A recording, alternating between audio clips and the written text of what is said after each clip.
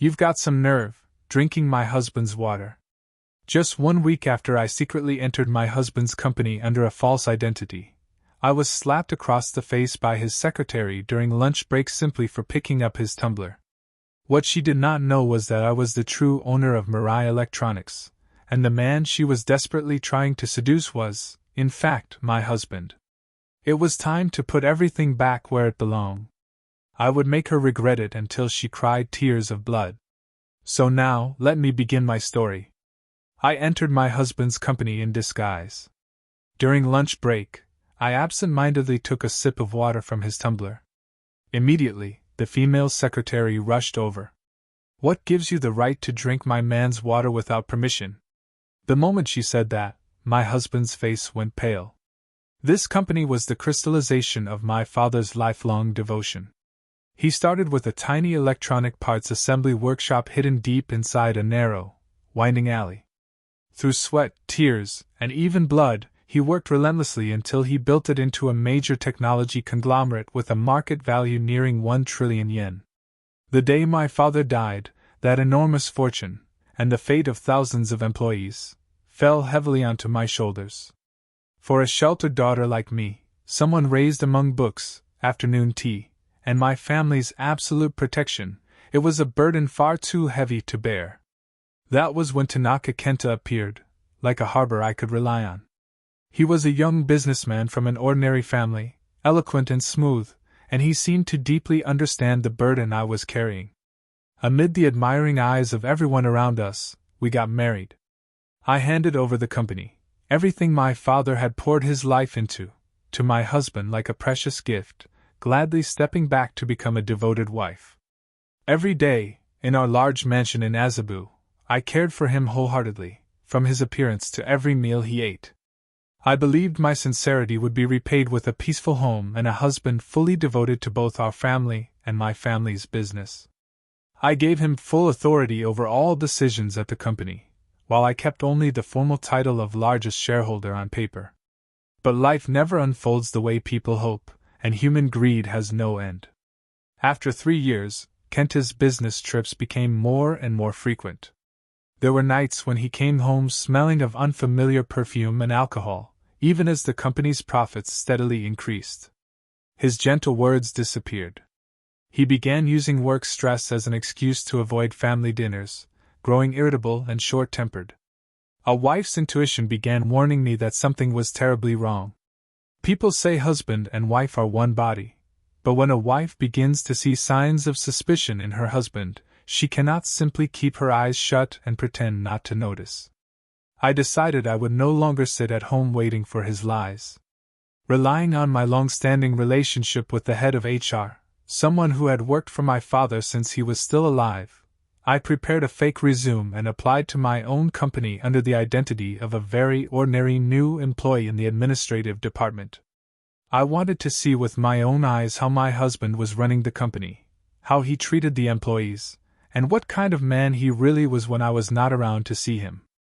On my first day at work, I locked away all my expensive designer clothes in the closet. Instead, I wore a simple white shirt bought from a discount store, dark slacks, and pinned my hair neatly back with a cheap plastic clip. In that glamorous headquarters building, no one recognized the former Mrs. Tanaka of Mirai Electronics. The morning flew by with trivial tasks, copying documents, preparing tea, cleaning meeting rooms. In the afternoon, the department manager told me to bring iced coffee to the president's office. Holding the tray in my hands and walking across the luxurious red carpet my father used to lead me over when I was a child, an indescribable emotion rose inside me. The heavy wooden door to the president's office was slightly ajar, leaving only a thin line of light visible. The very moment I raised my hand to knock, a voice from inside froze me in place. It was a sweet, high-pitched, syrupy female voice. I recognized it immediately. It was Sato Mika, the secretary with the famously seductive figure whom Kenta had personally hired 6 months earlier. In a sickeningly coquettish tone, she said that the wife living in the president's house was nothing more than a useless woman living off her husband's glory. She mocked me for spending all year hidden in the kitchen, knowing nothing about how a business actually functioned. Then, proudly, she declared that she was the president's real capable partner, the modern woman worthy of standing beside him and claiming new success. I stood there, frozen, as if nailed to the floor. The tray in my hands trembled violently. I waited for Kenta to refute her words. I waited for him to scold that insolent secretary, to defend the honor of the wife to whom his entire family had entrusted everything. But I heard no denial. Instead, Kenta's low laugh rang out, full of mockery. He agreed with his mistress. He said I was a boring woman, shackled by old-fashioned thinking, unbearably dull. He complained that living with me was like living with a block of wood. He said that all these years, he had only endured being by my side because of the title the chairman's daughter, solely to gain the trust of the board of directors. Then he painted a sweet future for Mika, telling her to wait just a little longer. Once everything was settled, he would throw me out of the house, give her a proper status, and bring her into high society.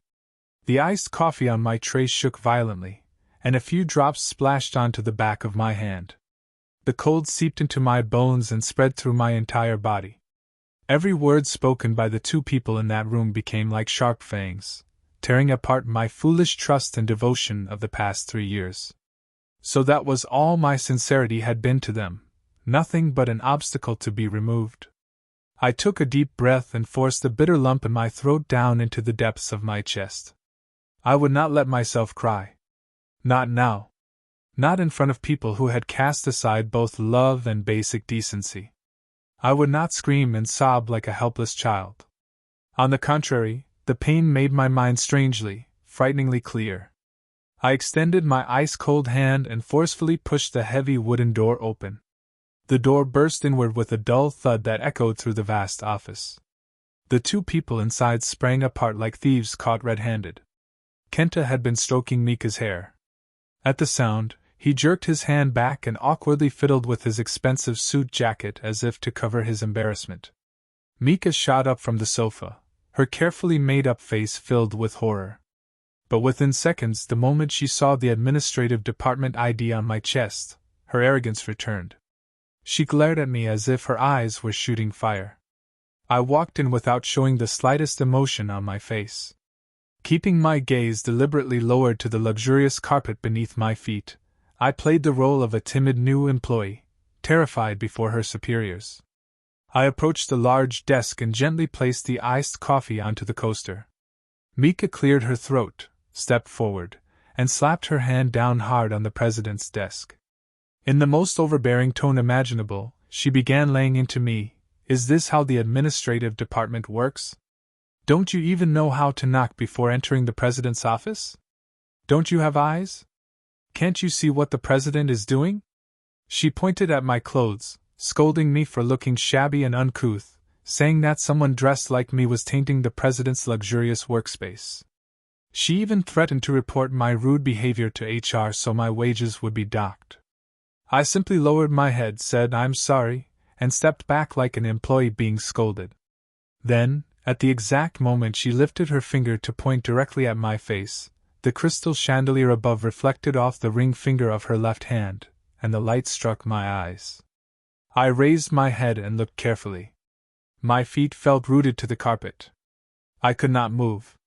A freezing chill ran straight down my spine, and my whole body went rigid. On Mika's hand was a very large diamond ring. But it was not some mass-produced piece of jewelry sold in an ordinary store. A white rose embraced a blue diamond at the center. The delicately carved curves of the band 0.3s, every detail came from a design I had personally spent countless sleepless nights creating. It was the design for the ring I had made for our 3rd wedding anniversary, the one I had carefully locked away in the safe at home. Next month, I had planned to ask a local craftsman to turn it into the Rio ring. So why was my precious design now a finished ring on that young mistress's hand? There was only one possible answer. Kenta had secretly found the code to my safe, opened it without permission, stolen the design soaked with his wife's sweat and devotion, and given it to another woman. This betrayal was no longer just adultery. Giving his wife's ring design to his mistress, humiliating his wife behind her back, and promising a future to another woman. 0.3s All of it went far beyond the limits of ordinary betrayal. And then I realized something even more terrifying. They were not merely sneaking around behind my back. They were working together to build a meticulous, vicious conspiracy. Mika was not the type of woman who intruded into someone else's marriage just to earn a little spending money.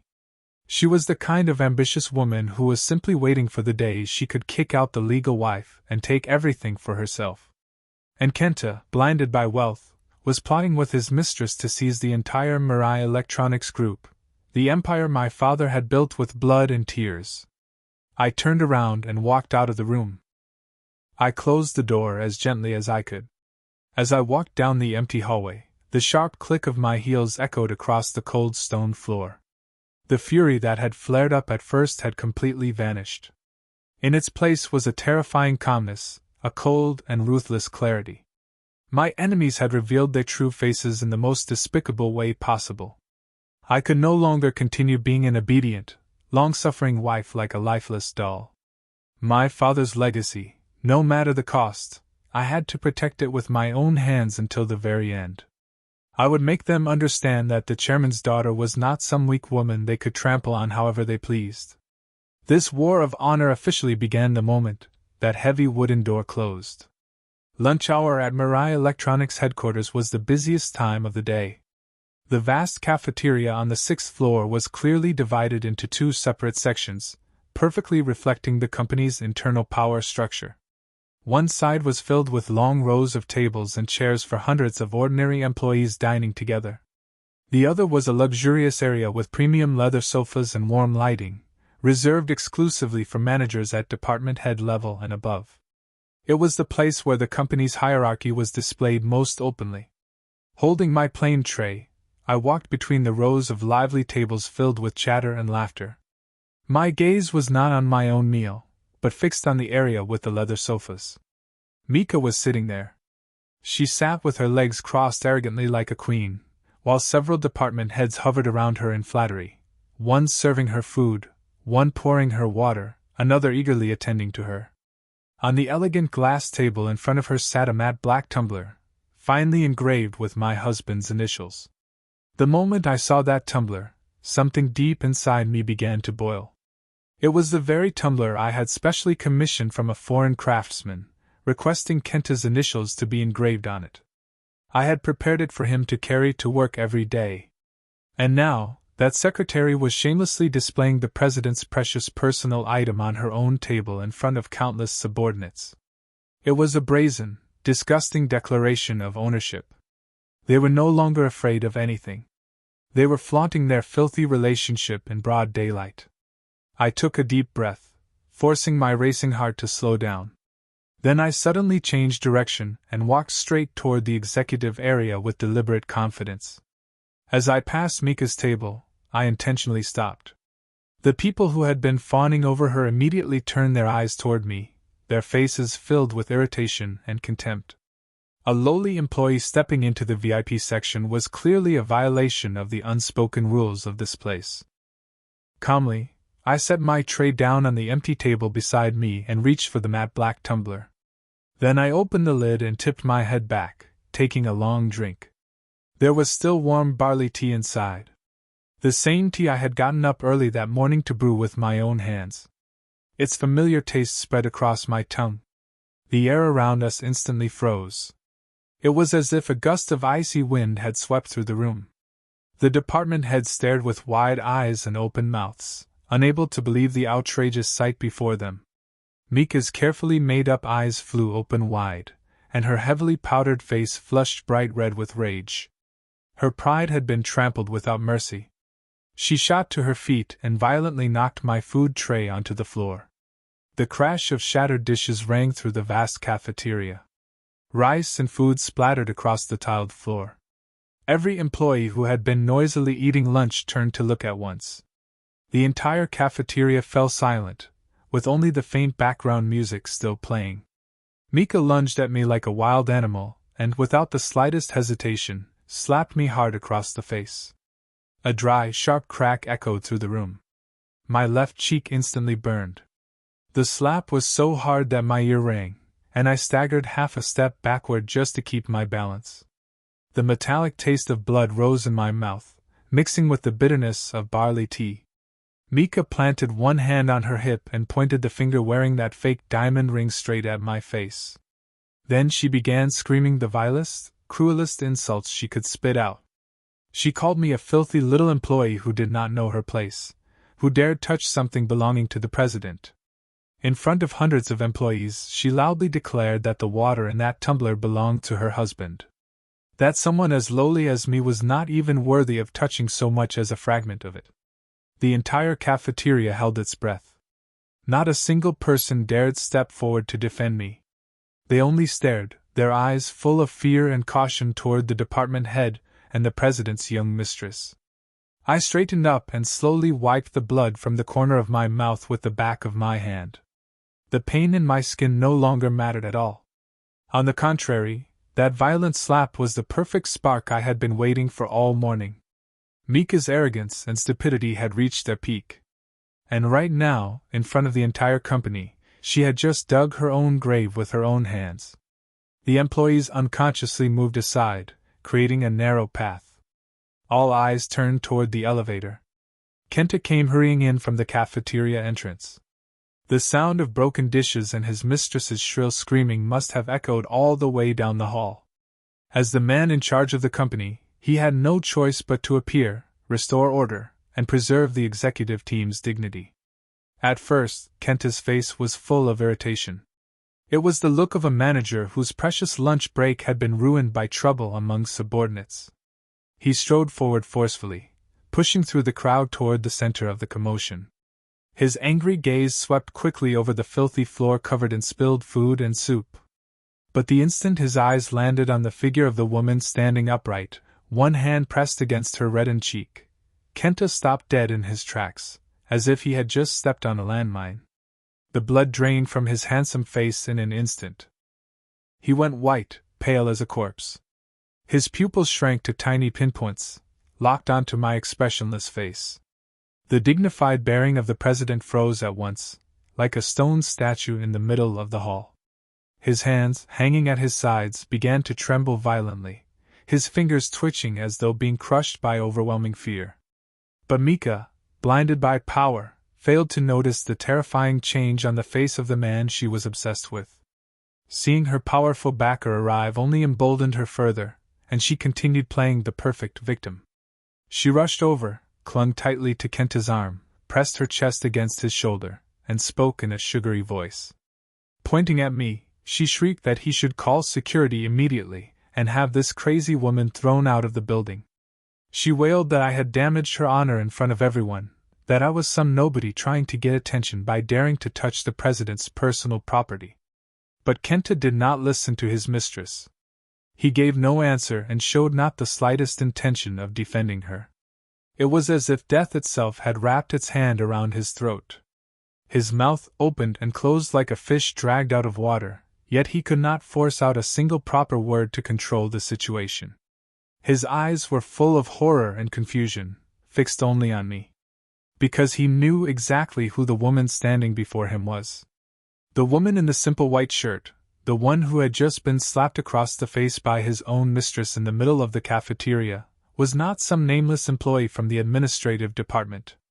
The person standing at the center of this chaos was Tanaka Yui, the owner of the controlling shares of Mirai Electronics, the true owner of the president's chair he was sitting in. And more than that, I was the lawful wife he had always believed was obediently waiting at home for him to come back to dinner. I lowered my hand from my left cheek, exposing the clear imprint of 5 fingers on my pale skin. I lifted my head high and looked straight into Kenta's violently shaken eyes. The corner of my mouth slowly rose into a cold, contemptuous smile. That smile was nothing less than a death sentence for his career and his honor. I did not cry. I did not rush forward in hysterics and start grabbing hair and screaming. I used silence itself, sharp as a blade, to sever the panicked nerves of the traitor one by one. Kenta took a step back and swallowed hard. Cold sweat beaded across his forehead. Their filthy little performance was over. From this moment on, I would be the one holding control in this war of honor. The atmosphere in the cafeteria was stretched tight as a string about to snap. Hundreds of people stood there holding their breath, watching the shocking drama unfold. Mika kept stomping her high heels against the floor and violently shaking Kenta's arm. She shouted at him to fire me immediately, to make an example of me in front of the entire staff. But Kenta stood there frozen like a soulless man, pale and speechless. Seeing that, Mika stamped her foot in anger and lunged at me again, raising her hand to slap me a second time. This time, it was Kenta who truly panicked. Perhaps his instinct for survival had finally awakened when he realized the terrible outcome rushing toward him. He grabbed Mika's arm with brutal force. The force was so strong that she nearly lost her balance and fell backward.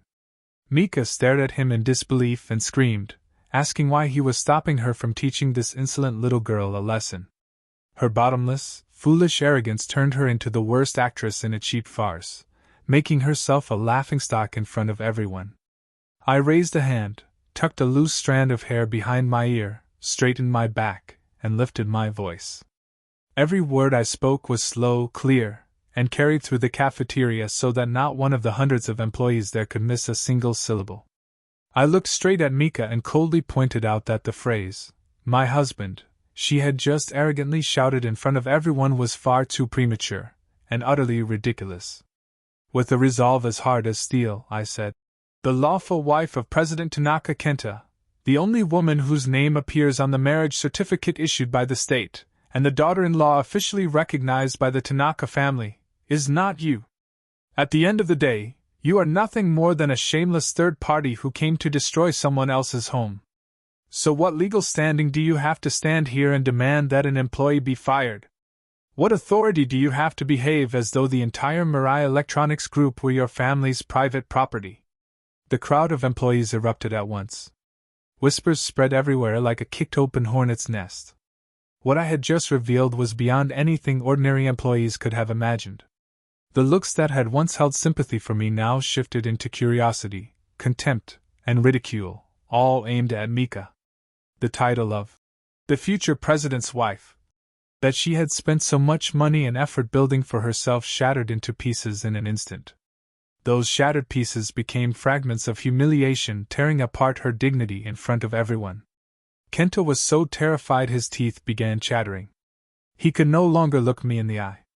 The overwhelming fear of losing the president's chair, losing the wealth he had been stealing, losing all his honor, completely crushed what little pride that traitorous man had left.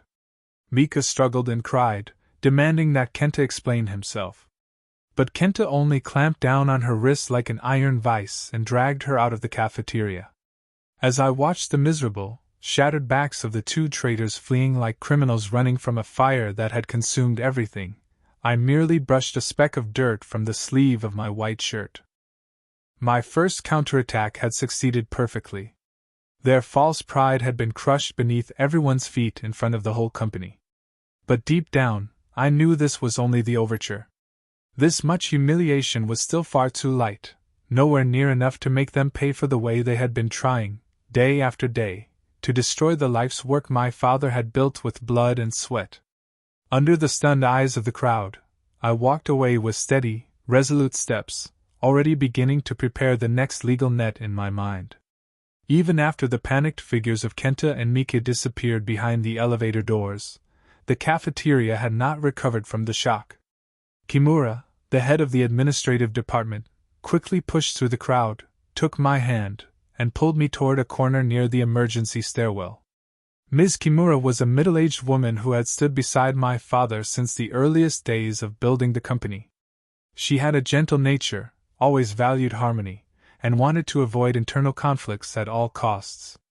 After letting go of my hand, she gave a deep sigh, her face filled with a mixture of concern and pity. Lowering her voice, she urged me to return to the office immediately, write a resignation letter that very afternoon, and leave as soon as possible to avoid further trouble. According to her, Mika was not merely the president's favored mistress, she also had the power to manipulate the entire HR department, and anyone who stood in her way would be crushed without mercy. She said what I had just done was nothing less than throwing oil onto the fire. As an unknown probationary employee, I had absolutely no chance of standing against people who held that kind of power. I listened in silence.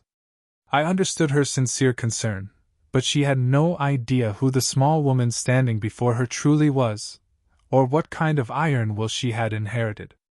Instead of explaining, I quietly took my smartphone out of my pocket. I turned on the screen and played the recording I had secretly made earlier. From Mika's vulgar insults, to the shattering of dishes across the floor, to the sharp crack of her slap landing on my face. The entire confrontation had been captured with astonishing clarity. The recording was so clear that it even caught her murderous breathing in the moment before she raised her hand. When Ms. Kimura finished listening, her face turned completely white. Her lips trembled, but she could not say another word to stop me. As someone who had worked in HR for many years, she understood all too well how serious the legal implications were of evidence proving violence and humiliation. I slipped my phone back into my pocket, gave Ms. Kimura a slight bow, and walked toward the narrow room sitting quietly at the end of the third-floor hallway. That office was filled with the smell of old paper, printer ink, and the suffocating weight of piled-up files. I pulled a swivel chair in front of the old computer monitor and sat down. I inserted the USB drive containing my encrypted personal data into the port. The screen flickered repeatedly. I created dozens of separate folders, then carefully copied the audio file into them and labeled it clearly. Evidence number 1: public exposure of an illicit relationship and defamation. The first step in bringing down those thieves had been completed smoothly. I had sworn to myself that I would never stoop to the kind of cheap, vulgar fighting done by lesser people. No hair-pulling, no tearing at clothes in the street. I was the daughter of the chairman who had built a trillion-yen empire with extraordinary intelligence and an iron will. I would use the fairness of the law, the brutal rules of the marketplace, and undeniable, ironclad evidence to reclaim everything that belonged to me. They thought I was just a naive heiress raised in luxury, living quietly behind her husband's shadow. They were terribly mistaken. The moment the final boundary was broken, I would become a typhoon and sweep away every trace of rot inside this company. The first net had already been cast perfectly. It was a net meant to catch the rats gnawing away at my father's legacy. When he was alive, my father was a far-sighted businessman who always anticipated every possible crisis in a business world filled with traps.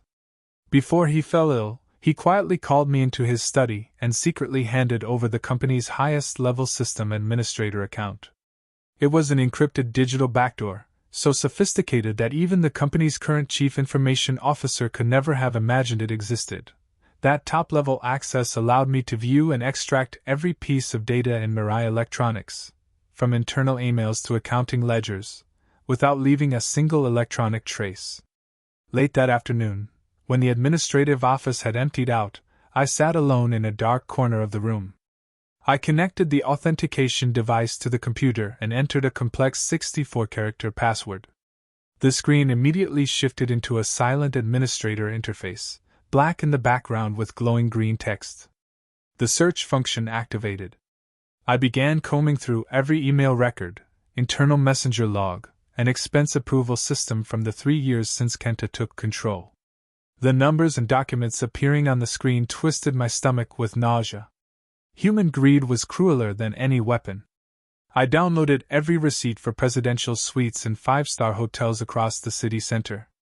Then came the records for luxury crocodile leather handbags, then receipts for expensive diamond watches. All of those lavish, immoral expenses had been skillfully disguised as company entertainment costs, openly siphoning money out of corporate funds. And that was not all. Even within the internal work messaging system, the two of them used pet names like Honey and Darling, without a shred of shame. I gathered all of those materials and stored them in a secure folder labeled Evidence 2: Embezzlement of Company Funds.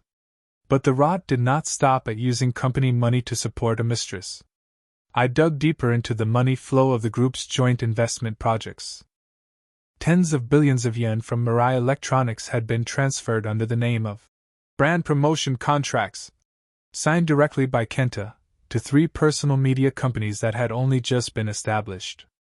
I copied their corporate tax numbers and immediately searched their registration information through the National Tax Agency's Business Information Portal. The veil of secrecy was lifted. The legal representatives of all three shell companies were listed as Sato Sei. Their registered residential addresses were identical. And every piece of personal data matched exactly with the identities of Sato Mika's older brother and mother. In other words, the core revenue stream of the group was being siphoned away illegally in a sophisticated, organized, large-scale operation. This was no longer a matter of broken family morality. This was embezzlement, intentional misconduct causing severe financial damage. I carefully captured every banking transaction record and every forged contract, then saved them under the name. Evidence 3: Illegal asset transfers through embezzlement. Once dragged into the light, their crimes were more than enough to send them to prison for many years. And with every dirty page I turned, I felt more deeply that my 3 years of patience had been an unforgivable insult to my father's soul. When all the financial evidence had been stored on the secure USB, I was about to disconnect from the system when I suddenly remembered another secret. When he was alive, in order to prevent core technologies from being stolen by industrial spies, my father had personally instructed his most trusted technical team to install a disguised camera inside the chandelier in the president's office. The device operated independently and transmitted data directly to a separate private storage server. How ironic! That advanced security system had now become the most powerful tool for exposing the beastly face of the son-in-law my father had once cherished so deeply. I connected to the camera's storage server and carefully filtered through the video data from the last 3 months. As I fast-forwarded through dull meetings, my finger stopped at one recording from late at night, exactly 2 months earlier. On the high-resolution screen, Kenta and Mika appeared in perfect clarity.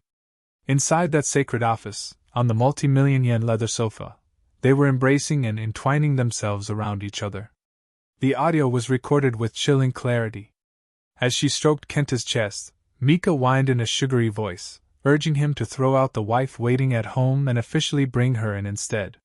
She complained that she was tired of being a mistress hidden in the shadows, tired of sharing her man with another woman. And Kenta, while kissing his mistress along the neck, made promises in a voice full of certainty. His words were so cold and cruel that they sent an icy shock down my spine. He said he was currently negotiating to secure a massive investment from Yamato Capital. He emphasized to his mistress that the moment the new funding, worth hundreds of billions of yen, entered the group's accounts, he would use shell companies to strip away all of Mirai Electronics' core assets, leaving the company as an empty shell drowning in debt. After draining every last asset, he said he would force me, by whatever means necessary, to sign the divorce papers, then seize whatever property I had left. He called the wife who had spent years beside him nothing more than a foolish obstacle that ought to be discarded. That 15-minute video was the cruelest piece of evidence of all, exposing the naked greed of 2 beasts wearing human faces. I saved the full high-quality footage and labeled it Evidence 4: Conspiracy to Seize Assets. As I stared at the now dark computer screen, I felt the final fortress in my heart, the last remnant of what had once been called marital devotion, collapse completely into ashes. There would be no forgiveness. I pulled the USB from the computer and tucked it deep into the hidden compartment inside my handbag. Every road had already been covered with traps. Now it was time to pull in the biggest fish, drag those criminals into the light of justice, and make them pay for everything they had done. Dusk fell, and the streetlights came on one by one. After work, I did not return directly to the mansion in Azabu. Instead, I took a taxi to a private tea house on a quiet road in Kagurazaka, where old trees cast long shadows over the pavement. Deep inside that space, filled with the fragrance of incense wood and tea, at an inlaid mother-of-pearl table, attorney Kitagawa was already waiting for me.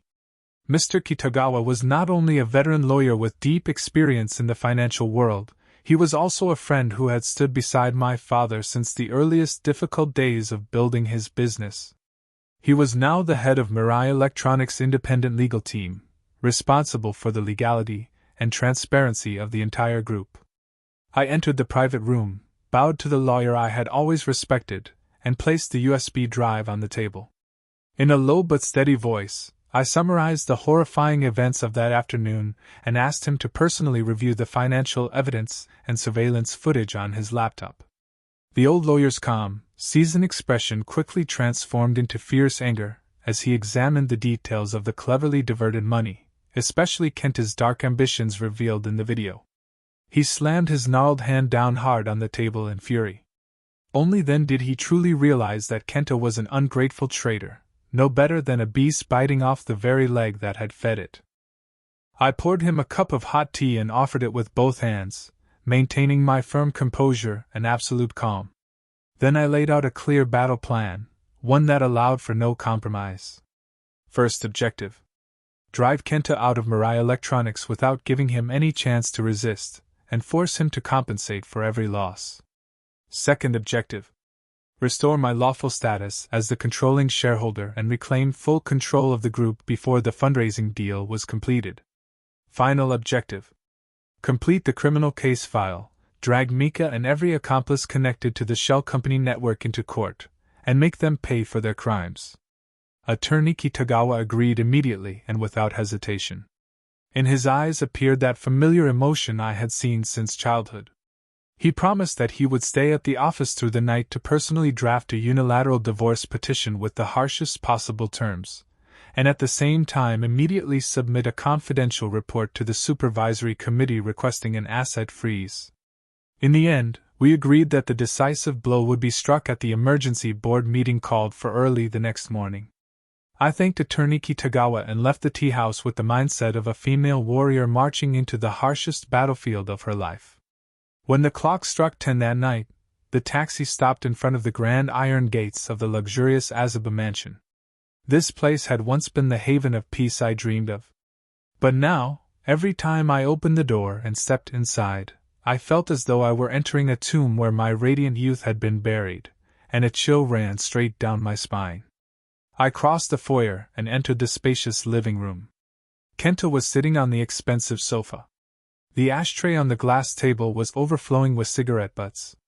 The moment he saw me, he hurriedly crushed out the cigarette in his hand and sprang to his feet with that familiar false expression of concern, the lying gentleness I had once known far too well. He walked quickly toward me, holding out an expensive leather handkerchief. In a soft voice, wearing a face full of guilt, he explained that what had happened in the cafeteria at lunch had been nothing more than a small misunderstanding. Then he began shifting all the blame onto his mistress. He said Mika was merely impulsive and immature, that job stress had made her act rashly without thinking. He even swore that when he went to the office the next morning, he would personally scold her harshly and force her to kneel and apologize in order to restore my honor and dignity. He was playing the part of a helpless husband, heartbroken to see the wife he loved bullied by an employee. I folded my arms across my chest and made no move to accept that filthy handkerchief. I simply stood there, coldly watching until his clumsy performance came to an end. When his words finally stopped, I looked back at him and asked in a voice as hard as steel, "So what exactly is this so-called misunderstanding? Do you mean I misunderstood when you secretly opened my safe and took the design for our wedding anniversary ring to turn it into an engagement ring for your mistress? Or do you mean I misunderstood when you set up Sato's shell companies, embezzled the group's assets, and planned a no-strings divorce so you could throw me out of the house?" Hearing those blade-sharp words, Kenta flinched violently and dropped the handkerchief onto the carpet. The forced, gentle smile on his lips froze instantly, and his eyes widened in shock. I slowly opened my handbag, took out a stack of sharply printed color photographs, and threw them onto the glass table. They were stills taken from the surveillance footage, images of him embracing that shameless secretary while plotting his filthy schemes. I looked him straight in the eye and said in a voice stripped of all emotion, "Prepare to lose everything." Then I delivered my final ultimatum. The act of the perfect husband ended here. From this moment on, it was time for him to receive the punishment he deserved. The living room fell utterly silent, so quiet that even the hum of the air conditioner in the corner could be heard. Kenta bent over and picked up the photographs with trembling hands. The more he looked, the more his face changed from ghostly pale to red with humiliation and rage. At last, the true nature of a greedy man backed into a corner revealed itself. He slammed the stack of photos down onto the table and raised his head to glare at me. His attitude changed completely. Pointing straight at my face, he growled like a man making threats, cursing me as a vicious woman for daring to hire someone to watch and investigate my own husband. He thumped his chest and declared that if not for him leading the company day and night over the past 3 years, Mirai Electronics would have collapsed long ago. He fancied himself the company's greatest savior, the one man with the right to decide everything. He arrogantly declared that every current member of the board had been appointed by him, and that a housewife like me stood absolutely no chance against him. He ordered me to tear up all the documents and continue living obediently as a pampered rich wife. Otherwise, he said, he would strip me of every asset and throw me out onto the street with nothing. I let out a laugh. It was short, but filled with utter contempt, and it echoed through the late-night room. I stepped forward and faced his savage glare head-on. Yet, in that suffocating atmosphere, I did not feel the slightest fear. I looked directly at the twisted face of the man I had once called my husband, the man I had once loved with everything I had. That marriage was no longer anything but a pile of cold ashes. In an icy voice, I delivered my final ultimatum. By noon tomorrow, you will personally sign the order indefinitely dismissing Sato Mika. At the same time, you will fully disclose all marital assets and return every yen you embezzled from company funds. If you do that, I may consider a peaceful divorce, if only to preserve the last scraps of dignity you have left in front of your employees. At those words, the veins in Kenta's neck stood out. He smashed the water pitcher on the table with one blow, and refused in the foulest language possible. He shouted at me not to get carried away with my delusions. He screamed that I had to disappear from his sight that very night, and that from this day forward I was never to set foot in the company again. I did not argue any more. Calmly, I picked up my handbag, turned around, and walked toward the door. Across the courtyard paved with red brick, the sound of my heels rang out in a steady rhythm. Inside the pocket of my jacket, the disguise recording device blinked with a red light. Every threat he had just made about seizing my property, every word of his contempt for the law, had been recorded perfectly and had become the final trump card he could never deny. The next morning, the sky over Tokyo was strangely clear. Brilliant sunlight poured through the windows of the hotel suite where I was temporarily staying. I rose early and stood before the large mirror, preparing my appearance. Today was no longer the day of the timid, innocent, fragile administrative employee. I chose a powerful wine-red women's suit. Its tailored lines wrapped my slender but resilient frame perfectly. My black pointed heels struck the floor in a commanding rhythm. My hair was pinned up in a classic style, and my lips were painted with a refined red. The true owner of Mirai Electronics had finally awakened from her sleep and was ready to enter the battle. At exactly 8 in the morning, the car I had called pulled up in front of the group headquarters. I stepped out and walked through the revolving glass doors with calm authority. The reception staff stared at me wide-eyed at my dramatic transformation. None of them recognized that the elegant woman before them was the same employee who had been slapped in the cafeteria the day before. I ignored the curious looks around me and walked straight toward the private executive elevator. At that exact moment, the internal HR system sent out an emergency email to the computers of thousands of employees across the group. The email was very short, but its impact was explosive. Sato Mika was suspended indefinitely from her position as the president's secretary, and was required to hand over her duties immediately and leave the building at once. The news struck the company like a bomb dropped into a silent lake, shaking every department. Whispers and uproar broke out everywhere. But it did not stop there. The system also sent a second notice to senior executives. As head of the independent legal team, Attorney Kitagawa had formally submitted a request for an emergency board meeting that morning. The reason for the meeting was highlighted in red. Urgent review of the moral qualifications and financial responsibility of the CEO. At last, the great storm had arrived, blowing away the shell of false peace. I stepped out of the elevator onto the floor where the board's largest conference room was located. The hallway was silent, with only the sound of my footsteps echoing through it. In my hand was a black hardcover file case packed with the steel-hard evidence that Attorney Kitagawa and I had prepared through the night. My heart pounded hard. I drew in a deep breath of cold air, lifted my chin, and walked toward the heavy wooden doors. The two enormous doors were carved with intricate patterns. Behind them was a nest of traitors, but also the place where I would reclaim justice for my family. The secretary standing in front of the meeting room froze when he saw me. He hurriedly spread his arms to block the way, stammering that a closed high-level meeting was in progress inside and that unauthorized people were absolutely forbidden from approaching. I looked at him with a cold, piercing gaze. Under the invisible pressure radiating from the woman in the red suit, he instinctively stepped back and lowered his arms. I passed him calmly, then placed both hands on the heavy wooden doors and pushed hard. The hinges let out a dry creak, tearing through the tension inside the room. The doors swung open. Every eye in the room, those of the board members and the key figures of the supervisory committee, turned instantly toward me, the intruder who had just entered without warning. At the head of the table sat Kenta. His face was haggard from sleeplessness and anxiety, his eyes bloodshot and rimmed with red. When he saw me walk in openly and unflinchingly, he reacted like a snake whose tail had been stepped on. He slammed his hand on the table and shouted for security to throw this nuisance out at once. I paid no attention to his desperate fury. With slow but steady steps, I walked straight to the center of the oval conference table. I looked one by one at the seasoned faces seated around it. Most of them were major shareholders, men and women who had endured hardship alongside my father while building the company. They stared at me in astonishment. Some fell silent, as though trying to search their memory and understand who the woman before them was. I slammed the black file case onto the glass table. The sharp sound snapped everyone's attention toward me. Standing straight, with both hands braced on the table, I spoke in a voice that was clear, deliberate, and weighted with true authority. My name is Tanaka Yui, daughter of the founder of Mirai Electronics Group.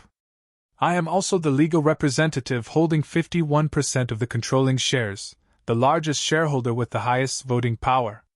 And finally, I am the one and only lawful wife of President Tanaka Kenta.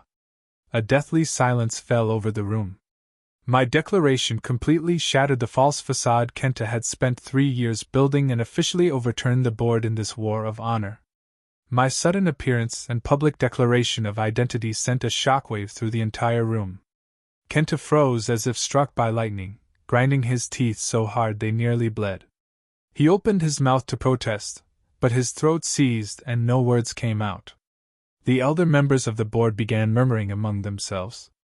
Vice Chairman Tanabe, my father's closest sworn brother, rose to his feet in deep emotion.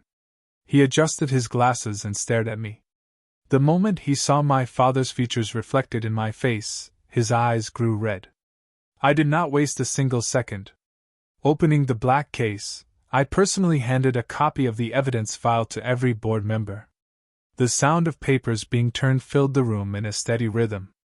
Standing in the center of the conference room, I used a voice as sharp as a blade to lay out each of Kenta's terrible offenses one by one. I pointed to the carefully concealed transfers, proving that tens of billions of yen had been deliberately routed in violation of company policy into 3 shell media companies. Then I made explicit the direct family connections between the legal representatives of those companies and Sato Mika's family. The filthy truth, that company money had been embezzled to support a mistress, lay naked on the black and white documents certified by the banks. The elder shareholders, especially Vice Chairman Watanabe, grew more visibly enraged with every page they read. His face turned red with anger, and the hand holding the papers trembled violently. He slammed the stack of documents onto the table and pointed at Kenta, shouting that he was an ungrateful, shameless wretch who had dared steal the company's blood and sweat money. Kenta fell into utter panic, cold sweat breaking across his forehead. In desperation, he began making up the most twisted excuses he could. He insisted that these were merely normal investment decisions meant to expand the group's media division before fundraising. He vehemently denied any personal ties to those companies. He even went so far as to accuse me of forging documents out of personal spite in order to ruin the president's reputation. That shameless defense drove the tension in the conference room to its peak.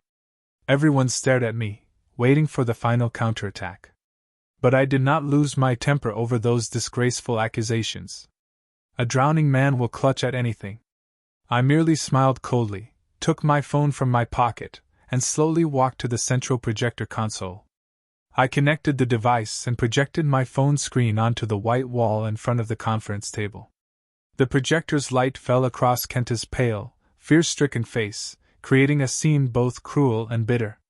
Then I pressed play on the surveillance footage. On the screen appeared the image from 2 months earlier, Kenta and Mika wrapped around each other on the sofa in this very sacred room. The audio that came through the conference room speakers was chillingly clear. The mistress's shrill voice urging him to throw out the wife waiting at home. And then the most horrifying part of all. Kenta's calm, cold, calculating voice, clearly confirming his plan to hollow out the group's assets. He stated plainly that he intended to use Yamato Capital's investment funds to gut Mirai Electronics from the inside, then divorce me to complete the theft. Kenta's own voice in that footage became the fatal blade that pierced through every one of his lying excuses. The conference room erupted in outrage. Even shareholders who had remained neutral until then began pounding on the table and loudly condemning the CEO's moral depravity and serious legal violations. Vice Chairman Watanabe shot to his feet, his face murderous with fury, and demanded that the current meeting be suspended at once and that an emergency investigative report be opened immediately. Kenta had completely lost the ability to resist. His legs shook, his body went limp, and that large frame collapsed into his chair, both hands clutching his head. In just 15 short minutes, his pride, his reputation, and the wealth he had once held were utterly destroyed. The chairman of the supervisory committee stood and announced that a vote would now be held on the immediate suspension of all duties of President Tanaka Kenta. At the same time, all evidentiary materials would be sealed and transferred directly to the Economic Crimes Investigation Authorities. The final blow had been struck. At last, the traitor would receive the judgment he deserved for his crimes. Just as the chairman of the supervisory committee finished proposing the vote, the wooden doors of the conference room were violently flung open again. Sato Mika came rushing in, panting. Her hair was disheveled, her makeup ruined by tears and streaks of mascara running down her cheeks. She completely ignored the presence of the many powerful shareholders seated silently around the oval table. She ran straight to Kenta, who was now slumped in despair, sitting there like a lifeless corpse. Grabbing the collar of his expensive suit, she cried and screamed, demanding that he restore her honor and status. Sobbing, she accused the HR department of mobilizing the security team without authorization, storming to her desk, stuffing her personal belongings into boxes, and throwing her out of the building like a criminal. Mika shook Kenta frantically, forcing him to immediately sign an order firing the head of HR for daring to touch her status. Kenta slowly raised his head. His eyes were bloodshot like a beast driven into a corner. But instead of defending his mistress as usual, he clenched his teeth and slapped Mika across the face with all his strength. That slap was filled with resentment, humiliation, and the madness of a man pushed to the brink. Mika lost her balance and fell hard onto the carpet. Kenta shot to his feet and poured all of his rage, shame, and fear onto the woman he now saw as the source of every disaster crashing down on him. Pointing at Mika's face, he cursed her in the foulest language imaginable, calling her a stupid, useless woman whose endless greed had destroyed his brilliant career and everything he had. More despicably still, he began shifting all the blame onto her. In front of the board of directors, he insisted that Mika had used her seductive appearance to lure, manipulate, and push him into doing immoral things. He denied all emotional involvement, and claimed that he was nothing more than the victim of a clever trap Mika had set for him. Holding her swollen cheek, Mika stood frozen in disbelief as the man who had once sworn eternal devotion to her suddenly changed his tune and turned on her without mercy. Her gaze accidentally drifted to the giant projector screen on the wall. There, frozen on the screen, was the image of the two of them embracing on the sofa while plotting their scheme to seize the company's assets. She broke completely. Having her face exposed as the scheming seductress, before the entire upper leadership shattered the last thread of reason inside her under the weight of unbearable humiliation. Mika screamed like a madwoman and lunged at Kenta, clawing at his face. She cursed him as a cowardly, vile, irresponsible man who used people and discarded them without shame. The two traitors who had once shared a bed and plotted together to steal the sweat and blood of my family were now tearing into each other on the conference room floor like two stray dogs fighting over a rotting carcass. Vice Chairman Watanabe's face went pale at the filthy, ugly spectacle. He slammed his hand on the table and ordered the security team to intervene. 6 guards in black uniforms rushed in immediately. With professional efficiency, they subdued both of them, twisted their arms behind their backs, and dragged them out of the conference room. Their vicious curses and hysterical screams gradually faded into the distance, then disappeared completely behind the closing elevator doors. The vast conference room returned to silence once again, but the air remained heavy with anger and shock. At last, the trash had been taken out of the house. From this point forward, it was time for me to rebuild with my own hands the empire my father had once raised from ruins. The disgraceful removal of the president, along with the chain of financial misconduct tied to him, had created an enormous power vacuum at an extremely sensitive moment. Just 1 week later, a senior delegation from Yamato Capital was scheduled to arrive in Japan for the final round of negotiations, where they would decide whether to invest hundreds of billions of yen into Mirai Electronics Group. This was a life-or-death project tied directly to the future direction of our core technology development. If the company were to lose both its legal representative and its chief executive right before the fundraising deal, internal chaos would be inevitable. A few shareholders in the room were visibly uneasy. They whispered among themselves, afraid that this ugly personal scandal might cause a trillion-yen deal to vanish into thin air. I calmly gathered the stack of evidence from the glass table, then stood straight and faced the full board of directors. With the dignified, clear-minded, confident bearing forged by the fierce entrepreneurial spirit of the Tanaka family, I firmly presented my crisis solution. I nominated Vice Chairman Watanabe, highly respected in the financial world and one of the group's most senior founding members, to serve as interim chairman of the board. His presence would be a powerful anchor, stabilizing the company during this violent transition and preserving the trust of our strategic partners. As for the company's direct day-to-day operations, I declared that I myself would assume the role of acting president, in my capacity as the representative of the largest shareholder. Before the full board, I pledged that I would quickly resolve all the financial difficulties Kenta had left behind and plug every hole in the company's capital outflow in the shortest possible time. At the same time, I made it clear that I would personally lead the negotiation team and speak directly with the representatives of Yamato Capital. To earn everyone's full confidence, I asked the secretary to turn on the projector and then clearly presented a restructuring plan for the core divisions, along with a profit commercialization strategy. It was originally part of the strategic legacy my father had left behind, and attorney Kitagawa and I had spent the entire night refining it to fit present realities. My sharp numbers, long-term strategic vision, and uncompromising decision-making completely persuaded even the most demanding elder shareholders. Vice Chairman Watanabe nodded repeatedly and offered words of praise. Behind his reading glasses, his eyes shone with pride for the daughter of his old friend. The chairman of the supervisory committee immediately called for an open vote. 100% of the board members raised their hands in approval. The resolution of appointment and ratification was passed on the spot and took effect the instant the chairman's gavel struck the table.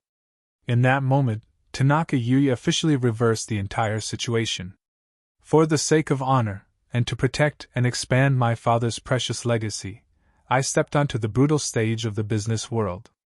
That afternoon, I instructed the administrative staff to move all my personal belongings from the cramped, storage-like room at the edge of the building into the spacious president's office. The very first thing I did upon taking over the office was hire a professional cleaning and disinfection service. I ordered them to discard the entire set of expensive leather sofas and replace all the window blinds. I did not want even a single filthy trace of those two criminals left behind in the sacred workspace into which my father had poured so much of his love and devotion. Under the iron hand of the new acting president, a large-scale internal purge officially began. The news that Kenta had been stripped of all power and escorted out of the company by security spread like wildfire. Those who had once groveled before him and shared his benefits immediately fell into extreme panic. They knew very well that the internal security network, now directly under my control, had traced the roots of the corruption chain all the way to the core. The next morning, the chief financial officer and the head of the media projects division stood in line outside my office door, their faces drained of all color. They carried stacks of secret ledgers and file cases, voluntarily handing over all the evidence proving Kenta's illegal directives. In hopes of receiving lighter punishment, they confessed the entire money trail, admitted in detail how the funds had been transferred, and begged me to give them a path to survive instead of handing them directly to the police. I accepted those false records with a cold expression. Immediately, I signed orders suspending the entire interest group from duty and revoking their access to all systems for the purpose of a full audit. I spent an enormous sum to hire 2 of the top accounting firms in the country at the same time, putting them to work day and night without pause.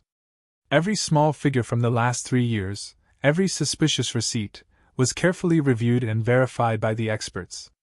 The financial holes caused by dirty money flowing into the shell companies were gradually sealed. The tens of billions of yen that had been siphoned away were safely frozen with the cooperation of the central bank, and procedures were underway to return the full amount to the group. The company underwent a brutal but decisive major surgery, cutting out the malignant tumor that had been eating away at its lifeblood. Many incompetent and corrupt managers were immediately replaced by younger personnel whose ability and integrity had been verified. Even after such a massive upheaval, the morale of thousands of employees rose higher than ever before. A new order, clean, fair, and disciplined like steel, was established. Mirai Electronics Group was like an old machine newly oiled, full of vitality, and preparing for a major leap in the stock market. The legal procedures moved forward with remarkable speed and under the absolute authority of the law. My divorce case was resolved swiftly by the Tokyo Family Court in a single hearing. Thanks to attorney Kitagawa's devoted help and the undeniable evidence of adultery and unlawful disposal of marital assets, Kenta was all but thrown out empty-handed. The court stripped him of all rights to the Azabu mansion. At the same time, he was ordered to compensate me for damage to my honor, emotional distress, and the personal financial losses I had suffered, to the point that he was left burdened even with old tuition debt. But the true tragedy of a greedy man did not end in civil court. As soon as the divorce was finalized, the economic crimes investigation team moved in immediately. The prosecutors decided to bring criminal charges. Kenta was urgently arrested on suspicion of embezzlement in corporate management and violating laws governing serious economic crimes, his wrists locked in cold handcuffs. At the public criminal trial, nothing remained of the dignified aura of the former president who had once ruled with swagger. Kenta wore a striped prison uniform, his body gaunt, hunched over in the defendant's chair. He kept his head bowed, unable to meet anyone's eyes. The judge handed down the proper sentence, 15 years in prison. As for his ruthless accomplice, Sato Mika, she too could not escape heaven's net. The detailed investigation records revealed that she had been a key link in establishing the shell companies, falsifying legal documents, and receiving commercial bribes from subcontractors. The tears she shed in court and her pitiful self-justifications were not enough to wash away the magnitude of her crimes. In the end, the judge struck the gavel and sentenced Mika to 10 years in prison, along with the loss of all her civil rights. The two people who had trampled on human decency and used vile methods to steal my family's blood and sweat ultimately paid a terrible price. Their youth and their future, all surrendered behind the cold iron bars of prison. The wicked were punished. Justice was carried out thoroughly and without mercy. Exactly 1 year after the storm of internal cleansing swept through the group, Under my firm leadership and sharp strategic thinking, Mirai Electronics had not only overcome the crisis perfectly, it had risen stronger than ever before. The tense negotiations with Yamato Capital ended in a success far beyond expectations. Thanks to that enormous influx of funding, we completed and launched a breakthrough technology product called News. It was a next-generation smart device integrated with artificial intelligence, directly researched and produced by the minds and hands of Japanese engineers. The launch of that product became a historic turning point, proudly engraving the name of Mirai Electronics onto Asia's technological map. The press conference for the new product launch was held on a grand scale in the main hall of the National Convention Center. Flashes from hundreds of journalists' cameras burst continuously. Amid thunderous applause from strategic partners and employees alike, I stepped onto the circular stage at the center.